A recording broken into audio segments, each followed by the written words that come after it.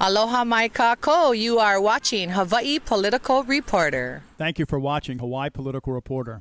On tonight's show, Part 5 of the Industrialization of Hawaii, Zendo Kern's on Geothermal, and Dorian Electra. And we'll start with a hidden economic fact. That a U.S. recession is already baked in the cake. There's no turning back, no way to fix it. So you stand by that. Nothing has changed. No, I don't think anything's changed at all. Tell me your thoughts on resource misallocation, distorted price signals and misinformation, interest rates that are made artificially low. Hi, I'm Jesse Ventura. When I first started running for governor of Minnesota in 1998, I was polling at only 8%. However, after I appeared in televised debates, that percentage skyrocketed because voters saw that I was able to challenge Republicans and Democrats when they were both wrong. Now, New Mexico is running for president with the Libertarian Party, and he will be on the ballot in almost all 50 states. Isn't it time we allowed a credible third-party candidate into our presidential debates to tell Obama and Romney when they're both wrong? Call the Commission on Presidential Debates today and tell them you want to see Gary Johnson.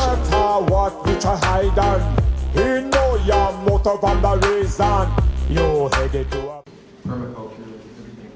And we happen to be doing golf and bird sort of thing, and bee buddies and a few other things, and I'm sure there's many marvelous projects here. And these diverse projects will bring more benefit to this island than any industrial rollover. And as Carl likes to say, you have to remember which side of the dream you want to wake up on. So I'm voting for paradise and to keep it that way. But I have a couple questions, just to get it out on the table. We've got a number of rumors from various people that strange things are going down at geothermal, possibly waste being reinjected. Others think the white powder gold substance is being produced there. Others are wondering why trucks. Others wondered why trucks of the civil defense and fire and medical were all turned away when some big explosion thing happened down at the plant. So are they above the law? So I'm just wondering, just to get it out on the table, can somebody look into all these weird rumors and find out what's going on? Because at least we've gotten numerous indications that something strange is happening. Labeling who you are and what you're concerned about. Not that accusations are right or wrong, but this group should really be specific in the questions asked, and then let the proper officials that you invite to this meeting answer those questions. If some of that is what was asked today, fine. But don't be led astray because of certain issues and then it leads to say, they don't know what they're talking about. Because all you have to do is pick on one item that is not true. And it gets hopped on, you know that. So stick to specific issues because you have enough specific issues, I guarantee you, to cause them problems in regards to answering. There are a lot of people going around this island. I'm sure you know who they are. They're promoting geothermal. And I'm asking you, can geothermal be done correctly? And is there any place on this island where geothermal could be done without impacting the people and powering only this island, not cables going other places?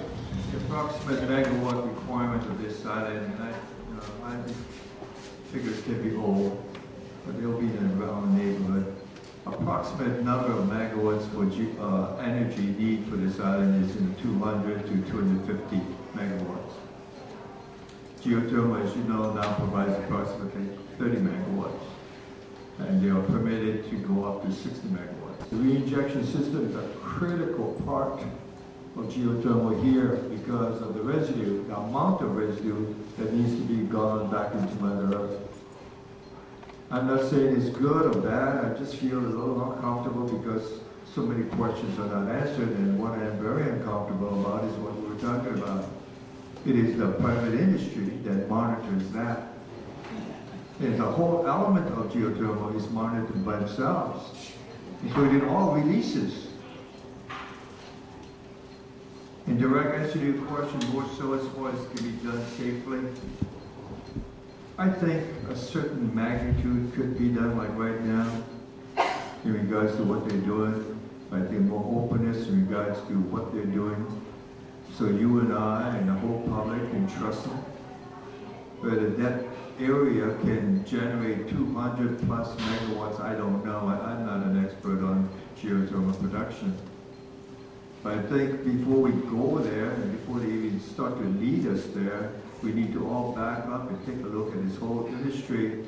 And so you and I, and everybody else will trust the information coming out, and will trust that, and I guarantee you this, before you expand to any magnitude like that, sir, you better establish a monitoring and enforcement agency with strict rules.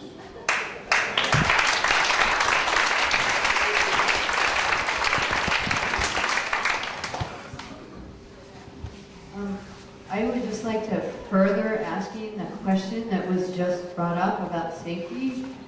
Mr. Kim, can you say that all the power that would be generated by geothermal on Hawaii Island is indeed dirty?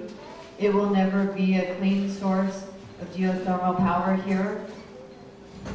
No, I'm saying the production of geothermal here is different from conventional in Iceland, or clean steam or white steam in California, because of the major difference of no residue that contains this kind of toxic material that they have to re-inject, of H2S and other things. But it can be, this is the naivety of Harry Kim again. I got to believe that yes, it can be done, but like everything else on a certain magnitude location, is that site specific. Yes, it will. You know, let's say I stand up here and say that format now, 30 megawatts or 50 megawatts or 60 megawatts plant can be done safely because the government has stepped in and this, that. Still, there are residents right next door. You know, and these are the kind of things that you say, okay, safety. One of my greatest peace on earth is quiet. I really love quiet. And that's why I spend a lot of time on myself in the early morning, late night. Could I live next to a geothermal? Is that hazardous to my house? For me, absolutely, because I love quiet.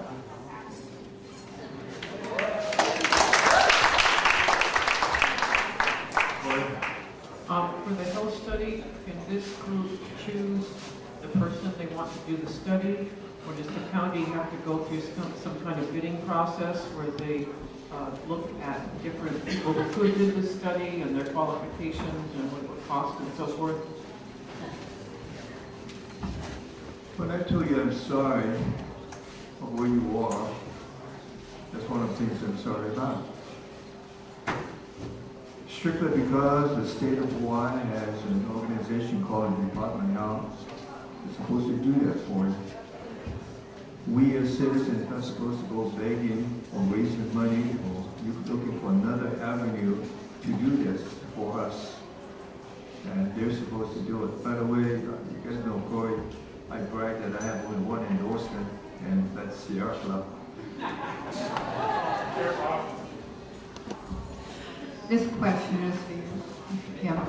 I live next door to the geothermal plant, adjacent to it downwind, and you had mentioned the evacuation plan. And according to what, we don't know of one that exists for us. You said it needed to be through civil defense. How are we going to do that? Because if there's a blowout, they have to call civil defense, who sometimes calls 911 to get that stuff going. So there's a lot of time. So can civil defense say to the geothermal plant, we want you to have an alarm system, and if you have a blowout, flip a switch, it comes on, we as the neighbors know, and we get out of there. That to me is a simple solution. Who do you have to go through, and would that work? Being that Harry's head of civil defense is a better question for him. and then maybe I'll make a comment after. When someone who had your interest and pursued it, and Mr. Yagam, Patricia, I asked Mr. Patricia, please don't allow this issue of the evacuation plan take you away from the main issue itself. The development of an evacuation plan was developed in the 1990s. It is, before I came here, I watched all and I tried to listen and learn from all major disasters and states. Today they were looking at Louisiana again, and it showed so many people trapped and isolated by flooding waters because another levee breached.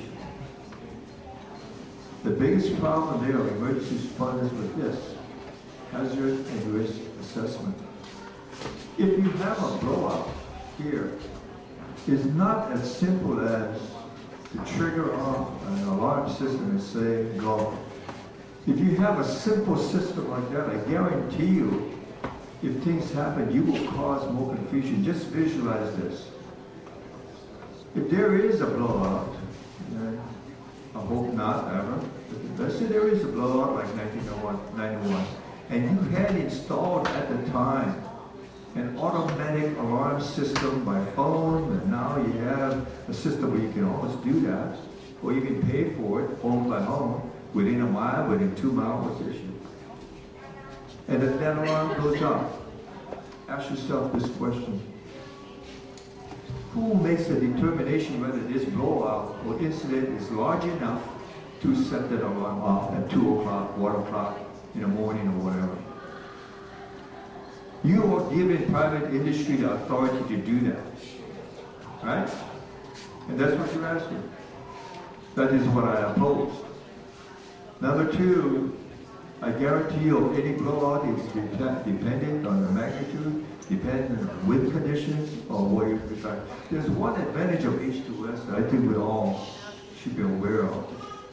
It is a very toxic gas. Unabated, it is a very, very dangerous gas. Iron sulfide is next to only hydrogen cyanide. But one of the advantages of it are, it dissipates rapidly. So what can be a magnet level that is required, at least an alert, over here, less than a mile away, is okay. It takes a lot of planning and coordination to develop an emergency evacuation plan. Please don't let that be the issue to divert you from the main issue of a total hazard and risk assessment by government and the industry before you start to develop that plan. I want to just say a couple of things about it because we just had a county council hearing on this subject. Ben Fuata is the current head of civil defense, and the question came up there, and you know, he said that we do have an evacuation plan, and what he said was that they were going to go door to door in the neighborhood.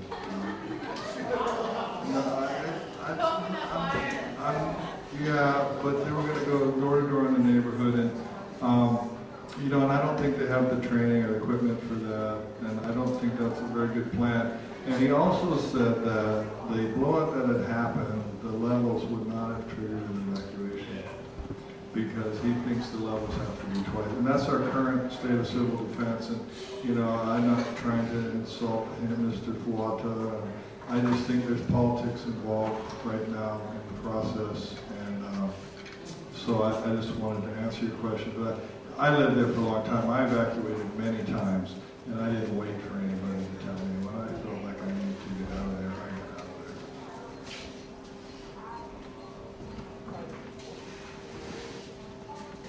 out of there. One thing we all have to remember here, we're all kind of chose this beautiful place to live in. Some of us were born here, and when we chose it, we chose to live in this lava zone. We all know the risks of that. That's nature's risks. This is not nature's risks, this is business risks. And that's what we've been talking about tonight.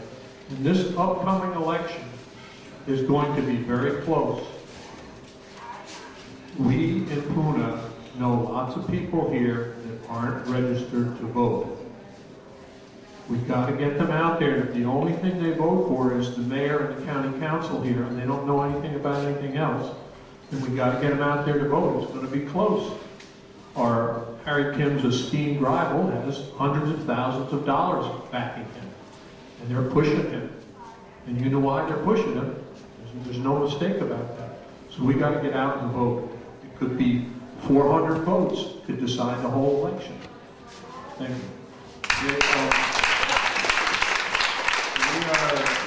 We're running out of time, so we're going to take a few more questions. We're going to wrap it up in about 10 minutes because we got to clean up and we got to get out of here. So if you have something that's really burning, please ask it, or please get the email contact, and you can call us or write us anytime, and we'll try and answer your questions. Yeah, just real quick, does anybody have any updates on campaign question? Just out of curiosity. I haven't heard anything new on the pentane for people that aren't aware of what he's talking about. PGV uses working fluid that's called pentane. They have approximately 62,000 gallons on site. Each generating unit uses about 3,000 gallons. They lose approximately, on average, according to PGV, which hasn't been verified, 40 gallons a day, which is considered 90 pounds of pentane. If you average that out over the life of the plants, hundreds of thousands of gallons of pentane that's missing. We don't know the implications of that. We do know in 2004 they had a leak and it caused a fire. The generator exploded and burned for at least an hour. It was a pretty big deal, destroyed the generator. I just want to say on pentane, it's when I talked to Mike Calchini, he's the manager of the plant, we took a tour and we asked him, I think Tom asked him, one of us asked him what was his biggest worry about, the danger of the plant, and he said pentane explosion. And after that, I had no idea about this, and I had lived there and fought geothermal, I didn't know anything about this. So there's a lot of things we still don't know. But after looking at it now, that's my biggest concern too, and it is that if there's an earthquake, that they're going to have pentane leaks and that there's going to be an explosion. And we don't know what the blast area is going to be. We don't know if it's going to blow out the control room, if that means the wells are going to vent. And we just don't, there's a lot of information that we don't have. I was wondering about the risk of drilling in a very active geological area, both triggering earthquakes or eruptions. Yeah, as far as I know, there hasn't been any, we're not aware of any earthquakes being triggered either by the drilling or the reinjection. Tom may know, he talked to USGS. No, there are studies that there are thousands of earthquakes. Why did you use the microphone? There are thousands of earthquakes caused by the geothermal reinsertion and production wells. Most of those earthquakes are well under the hectopole for any human, and they're generally accepted in most places as a price of doing business. But there are literally, I can show you studies by 2 or 3 studies, there are thousands of earthquakes that have been caused by geothermal drilling. Not over 3. But we don't have any evidence that here, do we, Tom, in Hawaii? Yes. Oh, there is? Yeah, I read 2 studies. Duke University has done 2 studies. I stand corrected. I didn't know, but that is something I learned tonight that I didn't know. And I will say that, I mentioned it before, just so you're all aware of it, they reinject over 4 million gallons of fluids every day. It's 160,000 gallons a minute, according to PGV. It's mind-boggling to me. I don't know how to get a handle on what that means, but it's, if you add that up, 4 million gallons a day over 365 days, over 20 years, where's it going, what's it doing? I don't know how to answer that. I have a mic here. Share? Yes, when we were voting, when there was so many candidates here voting, coming out to talk about their opinion. We saw Fred, who was the county council, and again, just a reminder, we really do need to get out and vote. Gregory is here. He's come to a lot of the geothermal meetings. And I'm suggesting that you vote also for Gregory to represent. Thank you, sir. You were saying that you found out new information and he had other information. So where's the best place to get all the information so you can learn? We have a website where we're trying to compile, our group is trying to compile information. We try to work with Harry. Maybe Harry has something to say on that, I don't know. You have to be, unfortunately, a little more specific in what kind of information you're looking for. A lot of this information is available on the website. Bob is a tremendous source for specifics. And I think if you ask Bob for specific information, if he does not know a website, I'm sure you can find it. Yeah, I'm just trying to get kind of quickly updated on the whole issue in general since I just moved here a few months ago. So I saw Big Island Video News had, the testimony from previous meetings, and then Pele Defense Fund had some video information. So yeah, I mean, video, that works well.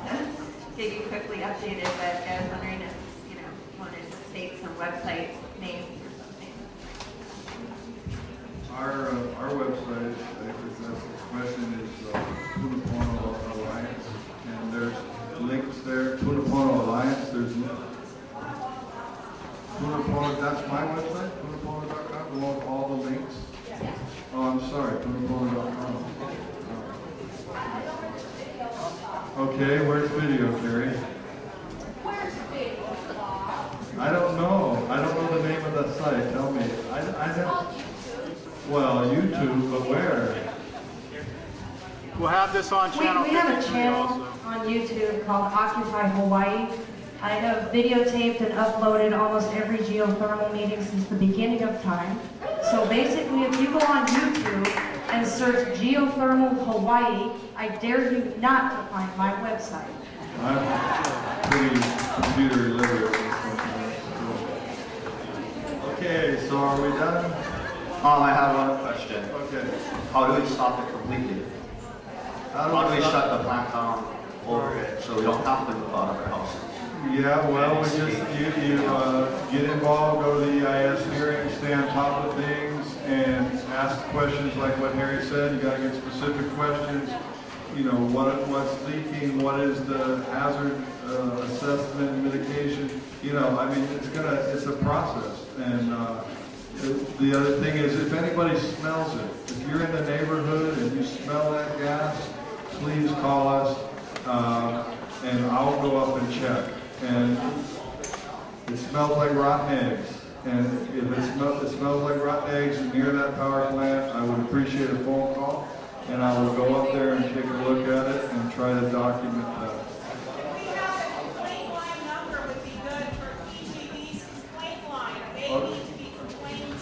I don't have that number. Does anybody have it? But also, please don't just make your complaint to PG&E. We want to know about it too. Sound levels, they have a permit to make sound. We're working on that. We've got a coming up in September. There's going to be a county council hearing. Get on the email list, and then you'll get the notice. Regarding noise, they're going to do an ordinance to try and keep. Oh, please. I'm supposed to be asking for donations, and I keep getting overdone. So please help us out with the donation. And sign up for the newsletter. We'll keep you posted on the noise ordinance. I'm here with our new representative, Zendo. Congratulations to begin with. Thank you, Kim. Appreciate that very much. And you're here at this geothermal kind of power thing. Tell me what's going on. Yeah, well, this is the Department of Energy. This is on the federal level. Geothermal is a component of that. I think we're receiving a lot of testimony regarding geothermal because it's a very hot topic, if you will. Hot topic. And, there's a lot of concerns, and people need to be able to voice their opinions. This is another platform to do that. I think you know, this in itself is going to be very higher reaching. It's going to hopefully be a good guide for more localized power production, but I don't think this is going to have the direct impact that the people would be hoping it would have, in my opinion, just because it's such on the federal level that, as they said, on the state or private level, they can still basically do what they want. But hopefully this will come out to be a great guide to guide us through to a nicely diversified utility that actually works well for the people, reduces the rates, and takes health and safety into account. Okay, diversified. Let's talk about diversified. So how would you compare diversified with what we have now? Well, I think we do have a somewhat diversified utility in the sense that we have solar, we have some wind, we have the geo, we have biomass going on. The problem is that we don't have any rate reduction in that. I think we need to, and we're still relying greatly on foreign oil, crude oil, and I think we need to move further into that with the right balance of renewables. And the challenge with this, I see, is the renewables in the fashion of meeting peak load.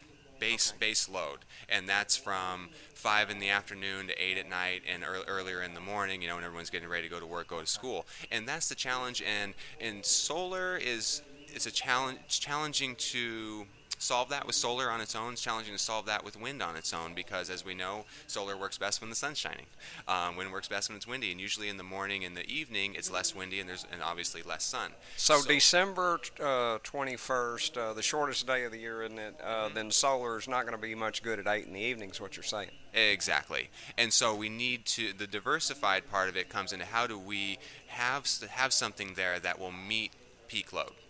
And that could be through biomass, could be through ocean thermal energy, could be through wave energy, could be through geothermal. If it is going to be through geothermal, it needs to be done in the most Pono right way possible. So if it is going to be geothermal. And it's looking like these days that geothermal, as we said, is a very hot topic. It's moving in that direction.